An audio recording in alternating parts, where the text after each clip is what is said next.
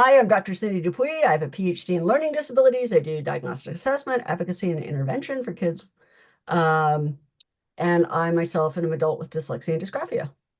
Hi, my name's Kim Sharman. I work with kids kindergarten through college.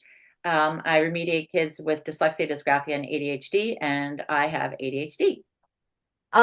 Okay, so the irony is this is one of the first subtests on the Wechsler Intelligence Scales, and it's one of the last ones that we're discussing, which is Funny? block design, the name Oh, of the test. what are Oh you my looking God, for? Kim, crack me up every day. Never a dull moment with you. All right, so you have a particular memory of this particular subtext, which I remember differently than you do, but talk about what your experience was. Apparently, I have this difficulty with understanding how stuff goes together. I can read and diagnose and comprehend a complex writing, but when it comes to taking mechanical pencils and putting them back together, or and you know changing the tube on my bike, for road biking, I have this problem. And so when Cindy gave me this, she was practicing on me for a You test. were She gave me, curious about it, and I gave you a couple subtests off the yeah. ways. And so this block design thing really killed me because I didn't have a strategy. I'd never encountered it before.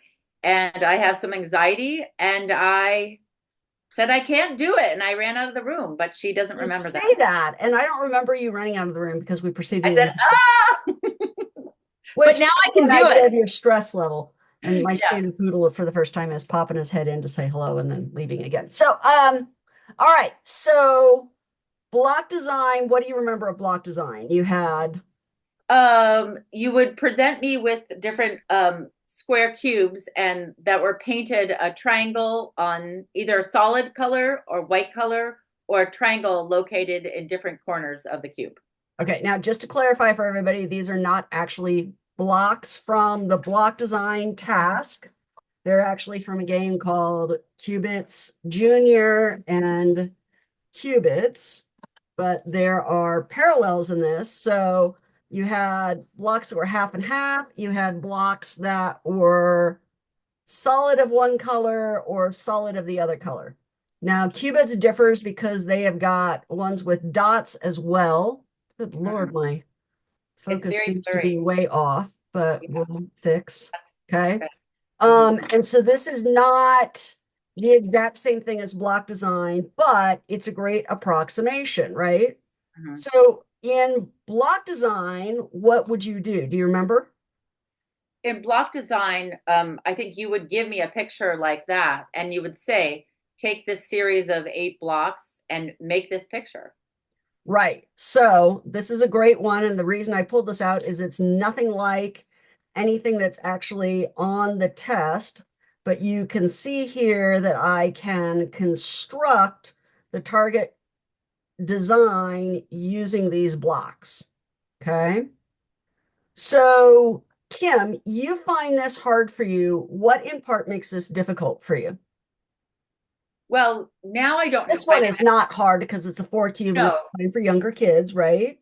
And now I've been playing this cubic games a while, and so I have a strategy. The most difficult part for me is I couldn't be able to visualize the square within that, on the top picture, on the top presentation there. I could not, yes, So until you Cindy couldn't taught me. mentally parse it. I couldn't mentally parse out the pieces to create the whole. Okay. And once my brain got used to doing it and playing the game, I was no longer, you know, threw my hands up in the air and I could do it. So when you And look at this, do you recognize the one change that you would have to make? the one change, yes, I would have to take that circle thing and make a lower right hand right angle triangle. Yeah. Right? Like that. Okay. So by the way, Cubits Junior is designed for really young kids. Okay. And the thing that I like about this is that, there's this conception that, intelligence is a fixed construct and, um, your score is your score and, there's nothing you could do about it and oh well in life. Well, if that were true, every time we had an individual with traumatic brain injury, they would still maintain IQ. And, they gain or lose skills in different areas. We can also teach people to enhance skills because it yields outcome, right? So if I can learn to mentally parse figures, if I can learn to think in 2 and 3 dimensions, it helps me when I'm doing things like packing my luggage to go on a trip. It also helps me when I'm trying to put up a tent. What will this ultimately look like? It helps me when I'm looking at a recipe and trying to figure out if what I'm seeing matches what's on the card, right? So there are a couple different skills that go into block design to make you good at it. Do you know what any of those are, Kim? Well, since the thing that I have problems with is visual spatial integration, um, Okay. Well, visual spatial and visual spatial integration is a new area I've never heard of, but what oh, is I visual thought you spatial told me that. processing? Okay, so it's visual spatial processing. Yes. Hmm. What is visual spatial processing? Visual spatial processing is able to see forms in space. It's able to see part to whole, whole to part. Um, So how can things fit in space? What kind of space will things take up? Can I look at a figure and figure out what parts make up that figure? So, for example, let's take, and this is one of the few opportunities, I'm going to pull this out. mhm. So, this looks like a super complex Doberman, right? But there's actually 1, 2, 3, 4, 5, 6, 7, 8, 9, like there's a handful of pieces there with a very large black piece, a large piece that's the banner, and then you just lay the pieces down. So the image itself looks complex, but building it is simply a matter of laying layers down, right? Mhm. Okay. And so people look at this and go, wow, that's really complex. How did you do that? And it's just building up layers and then putting the whole thing together, which I make it sound super simple, right? But let's take a more complex example of block design to kind of talk through this a little bit more. Okay. So let's look at a qubits that uses um, 16 cubes, so 4 in each direction, which none of them in block design use this many cubes. And in this, again, we have the ones with dots, which are not in actual block design. But you look at this, and there are multiple ways that you could attack this. How would you have attacked it in the past? Well, because I'm such a linear person, I would Mhm. go, oh, in the past, before I learned how to do it. Oh, wow. I probably would have done the easiest parts first, which is maybe I would do the lower right triangle. I Okay. probably would have gone to the corners first, honestly, and Okay, even which is not a bad strategy at all, right? no, Okay. When you looked at that, could you see how this looked like that, or was that difficult for you? no, that I could do. Okay. But when it got more complex, like how does it all go together and how do I get the stripe in there? That's when you begin to Yes, fall apart. right. Okay. And then I learned the trick of using a white card, and then I don't Okay. even need the white card anymore. So I I can actually just see the bits here and kind of go, oh, look, there's my line of dots. Now all the dots are going to get filled in like this to create the both the colored stripe and the white stripe in doing so. Do you see that? Yeah, to me, I would never even have thought of doing that first, but I see why that's more efficient because it sets the stage for everything else to fill in. Right. So this happens to be something that I am good at. I have many other significant weaknesses, which, all you have to do is watch me spell for 5 minutes to see that. Um, but I can mentally see how to build things like this. But what does that mean? What is it that you have that I always approach things linearly, whereas you go for the spatial?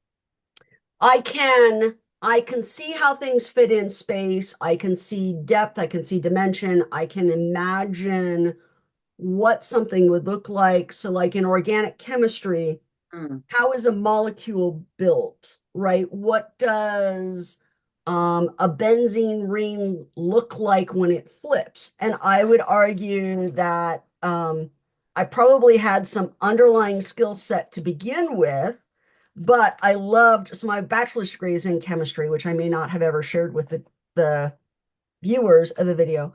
I loved the fact that in organic chemistry, you could think of things in dimension and visualize what was happening with the actual molecules as you built different structures and why they would go together the way that they would. So I So that probably to be already able to had a think, predisposition to be able to do it, yeah, yeah. then practiced it more and became very good at that. So Okay. like in geometry, when you had to envision three-dimensional cubes and the sides, I mean, I Yeah, could not a barely just do problem. that, but yeah, but no, And yeah, I can mentally rotate things. yeah, I can't do that. Yeah, Okay. yeah, So there's that visualization piece and the ability to mentally manipulate and move things. There's also part whole. Can I figure out how to divide it? There's also an element that you can do of this that's guess and check. Do you know what I mean by that? yeah.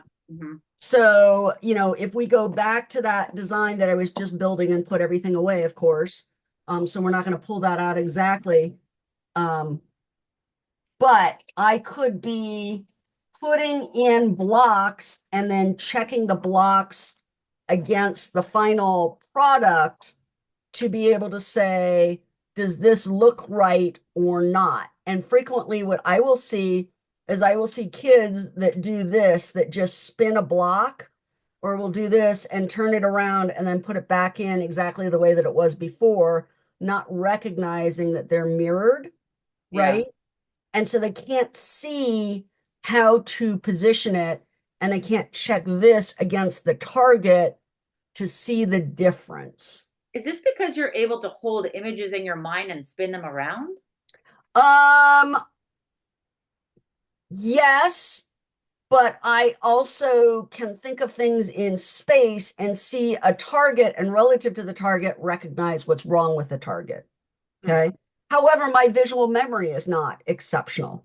So if you give me a picture, take the picture away, and then give me another one and mark what was changed, moved, or added, not necessarily the same thing. That's a visual memory versus a mental manipulation. Hmm. Does that kind of make sense? So there's so many pieces of this. Yeah. Yeah. So it's, by the way, this is a classic test. I do not ever see the Wechsler scales letting go of block design.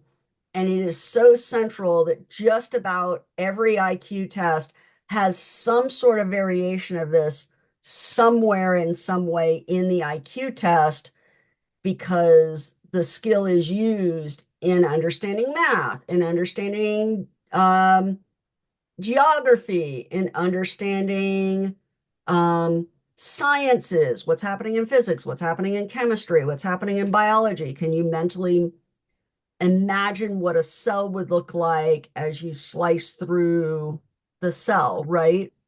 But it also takes place in automotive repair. It takes place in medical imaging. Does this heart look right? Does it not look right? Right? How about putting IKEA furniture together? Putting IKEA furniture together. Right. Okay. I can't. My husband does that. I don't. Um, Everybody thinks that this is Legos. So, do you know why this is not Legos? Well, it's one dimension. No, I do not, because I don't do that. Legos, so there's two ways that you can do Legos. One is they give you pictures and you put pieces in one by one based on what the picture tells you to do. The other is you play Legos and you build whatever you want to create, right? So when they make the Lego books, they're like literally holding your hand and saying, all right, put this piece here and let me change the angle. And so that you can compare what you have against what's in the booklet to Mhm. see where you're supposed to put the pieces in to make the exact replica. Okay. Mhm. Now, that's a fundamental step or building block to be able to do these other things. But following the series of pictures is very different than saying, I'm going to create the Empire State Building using nothing but my mental image of my visit to the Empire State Building to then construct it. Hmm. Does that kind of make Yeah. sense? Or like my daughter will do it and she'll just look at the picture on the, it's like she won't look at any of the directions and she takes joy in figuring it out. Yeah. Now, what are things that will weaken your performance on block design besides the visual spatial? Um, huh. Is it a timed or Oh, the untimed 80. test? Oh, the time thing. Oh my God. Yeah. If it were time, that used to make me nervous. So Yeah, having there's extra time. bonus points Not, for speed on later items, and there's a maximum allowed time okay. on items. Okay. Okay. Attention, because if It you don't doesn't. know a block is rotated, it doesn't matter. Yeah. Okay. Attention deficit. Yep. Um, and I think those are the biggies. But as a clinician, when a clinician is sitting and watching somebody do this, the Hmm. important thing is to note when kids are struggling with different things. So let me give a really concrete example of this. So you might have a kid have a design like this, and Mm. when they go to build it, they will build an unusual configuration because they can't see how it Oh, actually goes together in space. So they'll build something like this. This is not a great example because there's only 4 blocks, but wow. it's called a break set where a kid won't be able to mentally figure out the configuration.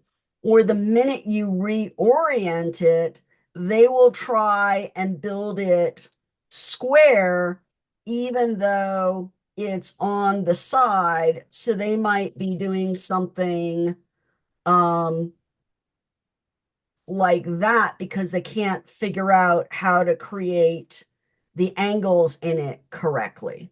So what is that That's problem? again a visual spatial issue of I can't resolve the image that I'm seeing off of what I just built.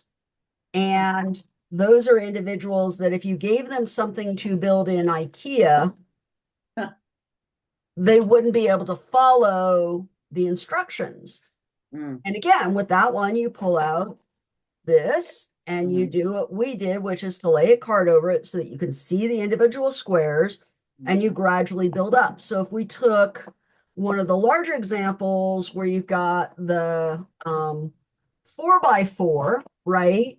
What mhm. I would do with that, depending on the kid, is I would lay out this and then I would cover over. And if that's still too difficult for them, we then block and build block by block until they can see the whole row. And then we go to the next row and build and so forth. Then we might go to half of it and Mhm, half and mhm. then build from there, right? So we can teach kids with this deficit that can affect their math, that can affect understanding timelines, that can affect how do I understand science by building this underlying skill set to help them visualize it more.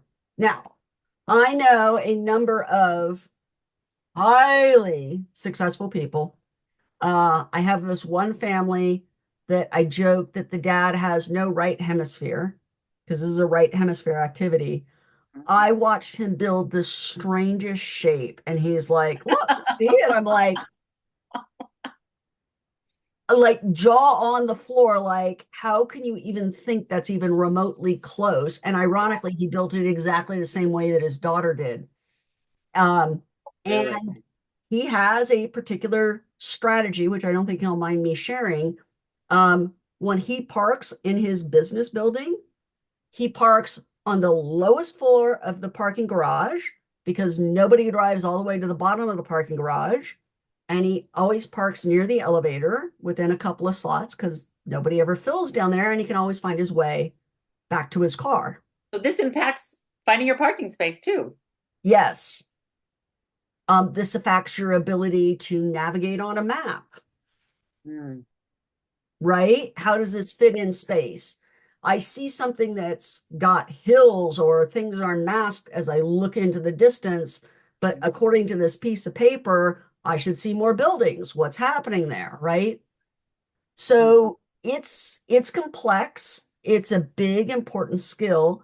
There's reason for us to help kids build this skill Mhm. because it will serve them well. And it's not about doing well in an IQ test. It's seeing how this skill is essential to life, and a deficit in this area has these repercussions. How do I fill up? I'm measuring to make French toast. How do I know how much milk to pour in and not exceed what quantity the container can hold? How do I estimate how large the container should be to do all the mixing, right? Mm. It's all of these subtle but pervasive things that show why it's kind of central to IQ tests in some way, shape, or form. Mm. It is quite fascinating how many things this can affect in life. Yeah. It's But it's all go ahead. but the brain can learn anything if you Yeah. practice it over and over again. Yes. I had a daughter that didn't know how to be north, south, east, west. We practiced it over and over again. She can find the best routes anywhere now. That's excellent. Yeah. Well, and and ironically, this test is super helpful diagnostically when somebody is wildly deviant from normal performance in understanding why a student is having difficulty with math, why a student is having difficulty with inferential language, why a student is having difficulty judging facial expression. Like when you get kids that are really deviant on this, Huh? there is more under the hood to explain the behaviors that you're seeing, and understanding those elements is beneficial. So we'll do a whole other videos Yeah. one day where we pull out some really weird configurations and we'll talk through profiles that had those really weird configurations. Good. As always, questions or comments, we love to hear from you. Please don't hesitate to request particular videos. Thank you.